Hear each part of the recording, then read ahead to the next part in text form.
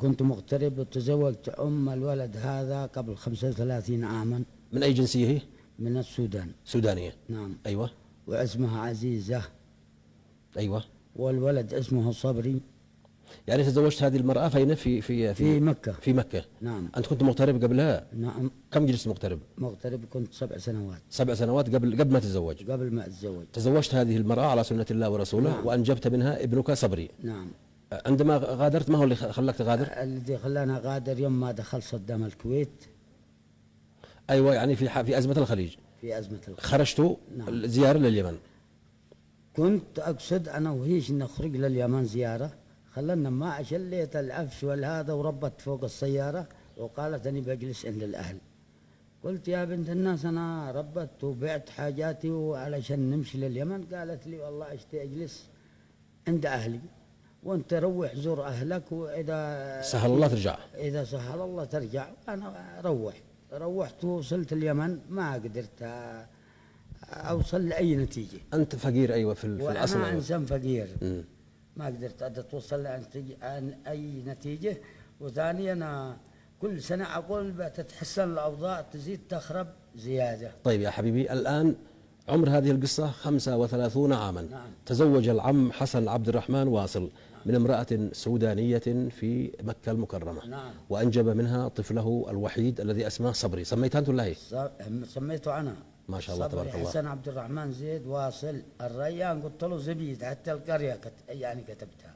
أيوة التفاصيل كلها. وفعلا حصلت الكلام يعني زي ما هو عندما أعلنت لك وأنت نشرت الكلام وجانا الكلام إنه اسم ابني زي ما أسميته. أيوة زي ما أسميته. ما أشوف الأم هذا محترمة. نعم. هذا الأم والله ما مثلها. والله وفية.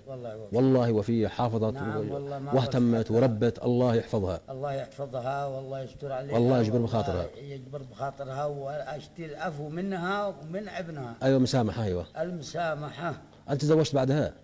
لا والله جالس. ما شاء الله. زواجي ولا شيء. تعقدت من بعد ما خرجت من عنده خلاص. من عندها فلتها وفلت ابنك تعقدت من الحياة. ما طلقت لا. أيوة فلت. أيوة فلتها هناك عند أهلها وروحت. وتعثر الأمور. تأثرت الأمور. وكل ما قلت السنة هذه بتحسن زادت خربت وزادت. طيب يا حبيبي ما فيش مشكلة. العم حسن عبد الرحمن فقير متربة لا يجد قوت يومه. وطلعت حق المواصلات دين فوق الراس. والله وحق المواصلات اليوم من البلاد إلى عندك قسما بالله ما دفعت 10 ريال. وكما ربي يعلم صاحب الباص يعلم. خيرة الله. من القرية هو معروف ويمكن أخليه يتواصل بك شخصيا. الله يبارك لك. الله يحفظكم. الله يرعاكم يا عم حسن. وأنا سأطلب في نهاية هذه الفقرة فزعتكم مع العم حسن. أنا فدالكم. وقفوا مع عمي حسن لعل الله يفرجها عليه ونصل إلى ابنه ونصل إلى نتيجة من ابنك. 35 سنة الفراق. 35 سنة غياب. نعم. مشتاق لابنك ومشتاق لكل شيء. أتمنى والله أشوف أو أسمع صوته حتى زي الناس. بارك الله فيك. طيب كل طلب يا عم محمد اشتاق أقابل بأي طريقة إن شاء الله.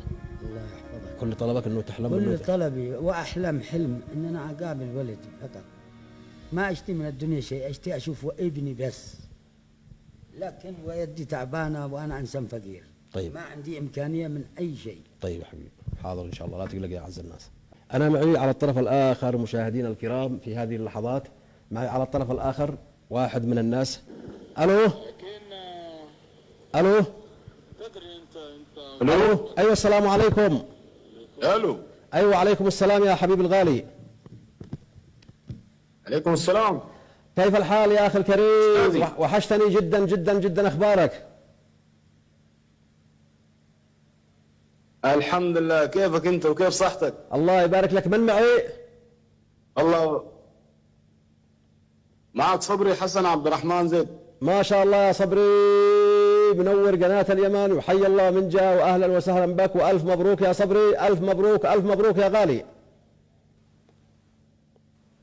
من فضل ربي وهذا من جهدكم معنا وأشكرك كثير أستاذي. والله أشكرك كثير أستاذ محمد. يا صبري أبوك معك. أنا أتمنى أشوفك اليوم قبل بكرة يا ابني. يا أبوي. نعم معك أبوك.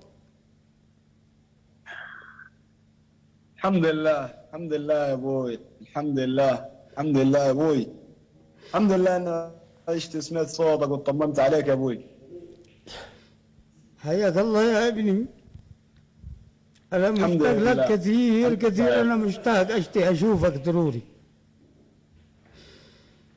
الحمد لله يا ابوي على كل حال، الحمد لله الحمد لله. انا اشكرك كثير يا رب، اشكرك الله كثير يا يحفظك، رب. الله يحفظك يا ابني.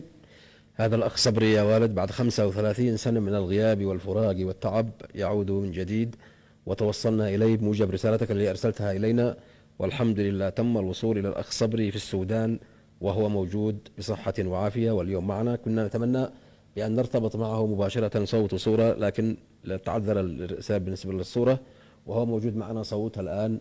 صبري حبيبي الغالي، أشكرك يا غالي، وألف ألف مبروك يا أخي. شكرا جزيلا. الحمد لله الحمد لله والشكر لله. احمدك يا رب، احمدك يا رب واشكر فضلك.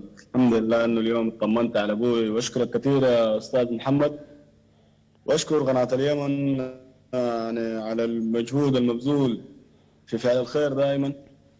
وانا شغلي يعني اصلي يمني، واحب صحيح. اليمن واحب السودان. صحيح. والحمد لله انه ربنا جمعنا مع الوالد بعد غيبة طويلة جدا. وذا أبوك شتي يكلمك يا صبري. 35 سنة طويلة جدا. الحمد يا لله. صبري يا صبري يا الحمد لله صبري انه يعني يا واحد. صبري، أبوك يشتي يكلمك. كلمه. ايوه يا اخوي. وحشتني يا ابني. وحشتني يا ابني، واشتي اشوفك، والله اشتي اشوفك ضروري، اشتي اتقابل معك راسا. انا لا اريد لا ولا شيء، اشتي اشوفك قبل بس. ما تموت. قبل ما اموت. انا يمكن نفس اموت، الشيء يا يمكن أبوي. حاجه اشتي اشوفك. والله نفس الشيء يا ابوي. وانا انسان أنا فقير كمان يا والله. ابني، يا ابني انا انسان فقير، لا مشتاق لك. عندي حق خط، ولا عندي حق طيران، ولا عندي حق جواز، ولا عندي حق شيء. حالتي متعبه جدا، وكما لم ربي يعلم بهذا الشيء اننا اتكلم من جد. وهذا السبب اللي خلاك مرفوع وهذا عنهم. السبب اللي خلاني اغيب عنك. انا اسف، قول له انا اسف. وانا يعني اسف يا اخي يا ابني اني تركتك هذا المده كلها. اني تركتك هذه المده كلها يا ابوي لا يا ابوي. وتاسف لي من عمك، وخلت سامحنا وسامحنا الله. وانا اشتي اشوفك اليوم قبل بكره يا ابني.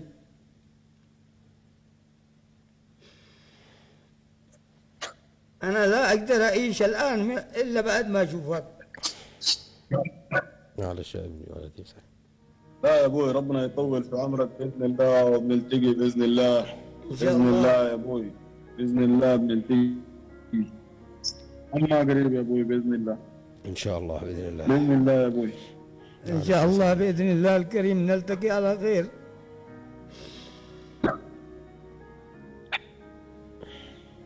طمنا عنك يا ابوي، كيفك انت وكيف صحتك يا ابوي؟